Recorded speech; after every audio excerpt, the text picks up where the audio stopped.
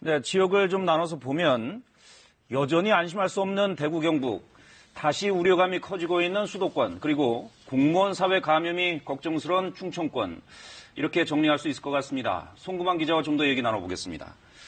자, 송 기자, 다른 지역 얘기하기 전에 먼저 이거 하나 확인하죠. 구로 콜센터 말이에요. 지금까지 확진자가 102명입니다. 네.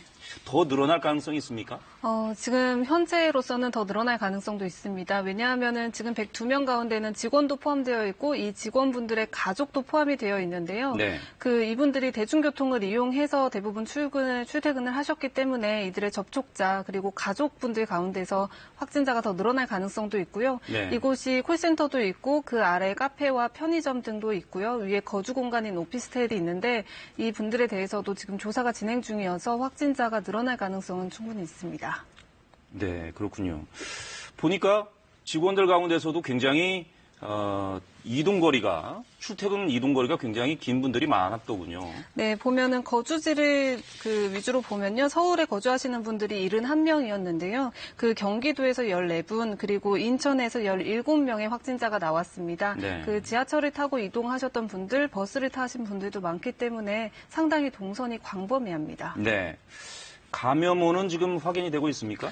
지금 현재로서는 감염원을 파악하고 있습니다. 하지만 지난달 28일쯤부터 증상이 나타났다는 사람도 있기 때문에 어떤 사람이 처음에 증상이 시작이 됐는지 등에 대해서는 역학조사가 진행되고 있습니다. 네, 그러게 말입니다. 2월 말부터 증상이 있었는데 지금 확진이 3월 초에 네, 나왔으니까 한 열흘 정도 증상이 있는 상태에서 직장에서 계속 일을 했고 대규모 확산이 이루어졌습니다. 자, 이런 콜센터 같은 고위험 사업장들이 좀 있지 않습니까?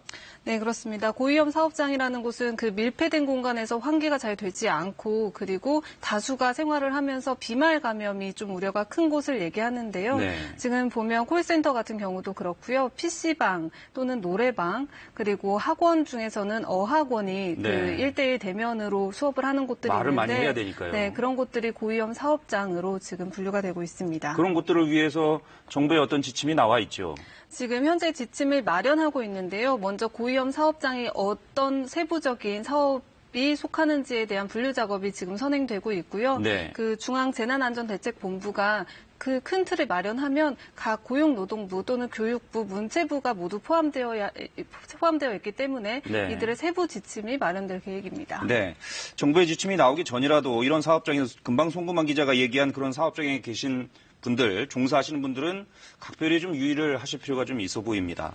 대구 경북 얘기를 좀 해보죠. 대구 경북은 확진자가 지금까지는 여전히 가장 많기는 합니다만은 역시 확산세는 다소 좀 주춤해진 게 분명하고 그런 것 같아요. 신천지 신도 상당수가 지금 격리 해제되고 있다면서요? 네, 그렇습니다. 지난달에 16일에 예배에 참석했던 사람, 대구 신천지 교회에서 이후에 확산세가 굉장히 거셌기 때문에 17일부터 신천지 교인들을 대상으로 자가격리가 됐습니다. 네. 하지만 이분들에 대한 진단검사가 거의 마무리됐고 순차적으로 오늘로 해서 5,600명이 자가격리가 해제됩니다. 네, 경산에서는 또 24개월인가요? 23개월? 유아가 확진이 됐던데 괜찮습니까?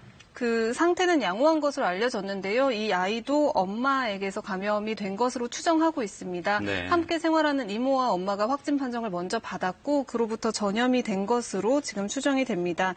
경산 지역에서는 생후 45일 된 아이도 이전에 확진 판정을 받았는데요. 현재 10세 미만 아이들은 76명이 확진 판정을 76명. 받았는데 예. 모두 상태는 양호한 것으로 전해졌습니다. 다행입니다. 중한 상황은 아니군요. 네, 아닙니다. 알겠습니다.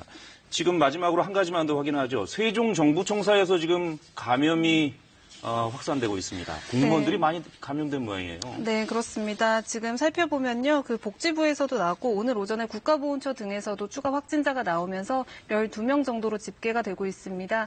해당 부서에 대해서는 지금 소독을 끝내고 그리고 자가격리를 하는 대상들도 있고요. 네. 하지만 이곳에서도 이제 가족 감염도 좀 다소 확산되는 분위기여서 좀 늘어날 가능성도 있습니다. 그렇군요. 코로나19 방역에 힘써야 될 공무원들이 감염되고 있어서 참 걱정이 큽니다. 어쨌든 지금까지 상황을 정리하면 핵심은 집단 감염을 어떻게든 좀 줄여나가야 되고 또 중증 환자의 경우는 사망에 이르지 않도록 우리가 관리하는 치료하는 게 가장 중요하다. 이렇게 보여지고 있습니다. 침착하게 사회적 거리두기에 좀 나서주기를 바랍니다. 자, 여기로 마치죠. 고맙습니다.